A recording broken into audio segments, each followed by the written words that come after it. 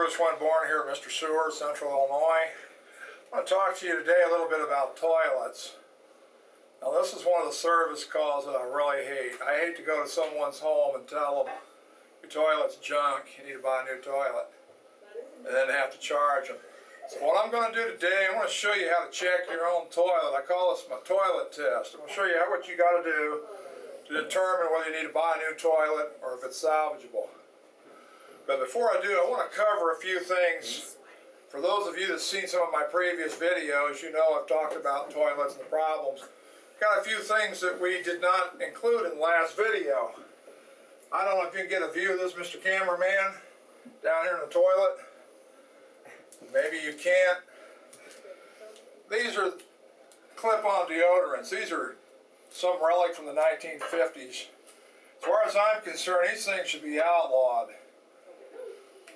What happens, there's a little wire here. I don't know if you can get a good view of that, Mr. Cameraman.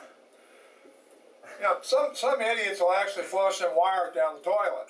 And it doesn't cause a problem until maybe the next guy or the third person uses it, then it runs all over the floor. So if you're using these things, make sure you dispose of the wire properly. Another relative of hang-on deodorants.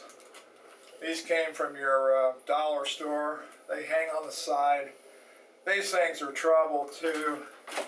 They come in this variety also. What these are is an accident waiting to happen. So don't let it happen to you. Okay. Another problem, people's toilets stop up. They get the bright idea of pouring acid down the drain. Now this is obviously a homemade prop. There's not real acid in here. But some people actually pour this down the toilet. And you can just imagine, I mean, the results can be disastrous. You doing something like this, you may put somebody in the emergency room, and it might be you, so don't do it. Okay. Another problem is Rid-X. Don't be putting Rid-X down the toilet thinking it's going to solve the problem. Unless you live on a house with a septic system, if you're putting Rid-X in there, you're literally flushing your money down the toilet. Just for note, we're actually doing this in front of a live audience, so if you hear background noise, just don't pay no mind. Getting back to what I was talking about, these toilets build up with lime deposit. I don't know if you can get a shot, Mr. Cameraman. Now, as I've said before, there's jets under here. You can't see them from the camera angle, but believe me, they're in there.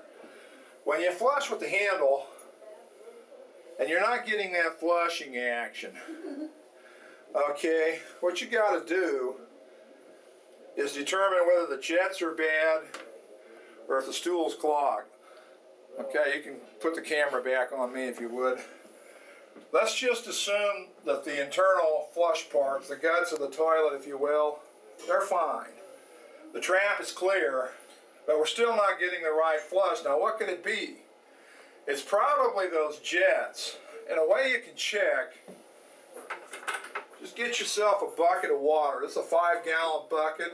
Got about 3.5 gallons of water in here. That's what these toilets use.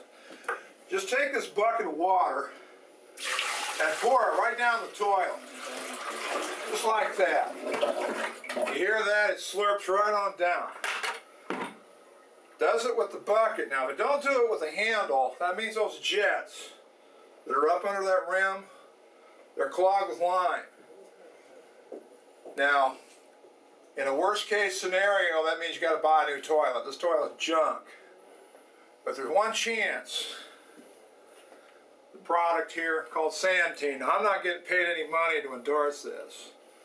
But you can buy Santeen and use this. You can buy it at any good hardware store. You can buy it at Nayland's.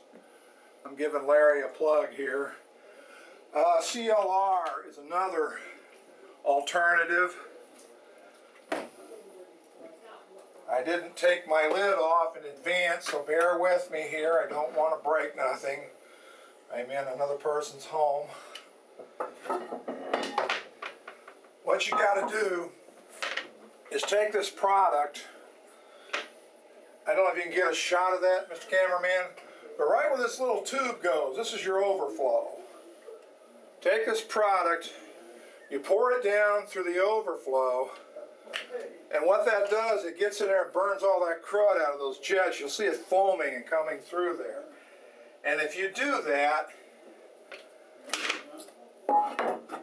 and the problem still continues, the toilet's probably junk. Okay? So, try CLR or try Santeen. I got them in reverse order, but you get the idea. You try that first. Like I said, if it passes the bucket test, but it don't pass the handle test, it's probably line buildup. These will get rid of the line. Now, you don't want to use anything any stronger. Again, I'm not getting paid to endorse this product, but like I'm saying, if you pour this in here, this doesn't create fumes and smoke that's going to overcome somebody. You use a harsher acid, you might end up putting somebody in the emergency room, so I advise you not to do it. This product is safe. It works slowly. You might leave it overnight. You might repeat the process. If that doesn't make the toilet flush like it should, it's probably junk. That means you're going to have to go buy another toilet. Before we sign off here, this is a pumice stick. This is what they used to use to clean toilets about 50 years ago. You can still buy them. Great for grinding them stubborn stains out of the toilet. You just wet it and rub it in there, little elbow grease, and you'll get them stains out of there. Like I said, if you don't pass the bucket test, if this don't work, you're probably going to need a good toilet. I advise you to buy a good one. You're probably going to have to pay $100 or more to get a good one. So that's it for today. If you like this video, well, tell all your friends. And if you didn't like it, tell them anyway, because they might like it. As I said, I've been doing this since 1982. I've done over 30,000 service calls.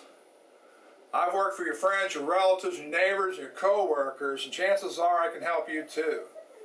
It's Bruce Winborn. See you later. Thanks.